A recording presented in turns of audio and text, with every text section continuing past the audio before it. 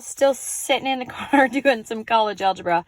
Number 61, because this might be a little rough as well. Sorry for the shaky video, but sometimes you do the best you can. So the 4 out front's going to cause an issue. So I'm just going to move this 1 over right away. So that means I'm going to have 4x squared minus 4x, and then over here I'm going to have plus 1. Okay, because this 4 is right here, what has to happen is I have to, I'm going to factor out that 4 from everything on this side, and then I'll show you how it's going to go on the other side. Now, other people who would do this might just divide everything by 4, and that's all fine and good, but then you end up working with fractions the whole way through, and I'm not a big fan of that. I would rather try to get through it without as many fractions. I mean, we're gonna have fractions, but this way seems easier for my brain. So I'm gonna pull out the 4, and then I've got x squared minus 1x plus blank, because I always want to do that plus blank, equals 1 plus blank. The issue with the blank over here, though, is because of this 4 over here, I need to have 4 times whatever it is that I put right here, because there's 4 of them. Okay, so I write that 4 right there, because otherwise I'm going to forget it, and that's frustrating. So now I look right here, and I go down into my 4 x. I see it's going to be minus, and then I take whatever this is, and I go half of it. Well, that means 1/2, and you're thinking, fractions, to which I say, yeah, college.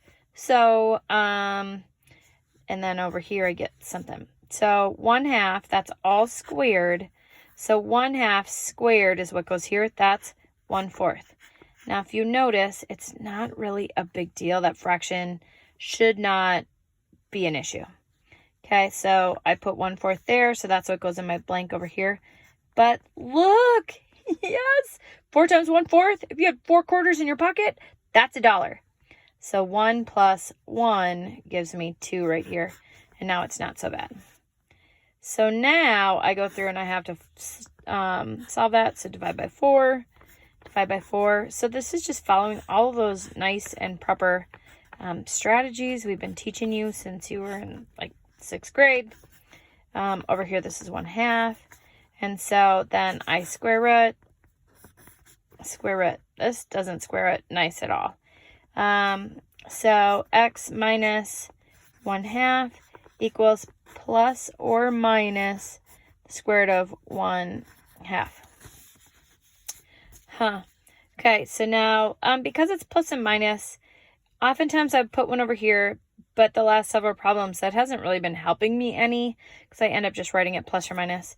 So let's add this 1/2 plus 1/2. So I get x equals 1/2 plus or minus square root of 1/2. But then let's just think about this for a little while. This is not too complicated. You can handle this.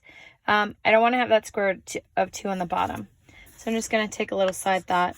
Square root of 1/2 is the same as square root of 1 over the square root of 2. And this is actually something you would use a ton at some point in time if you take trigonometry. The square root of 1 is just 1. So I've got 1 over root 2, but I can't have that root 2 on the bottom. Times root 2 times root 2, because that's just like multiplying by 1.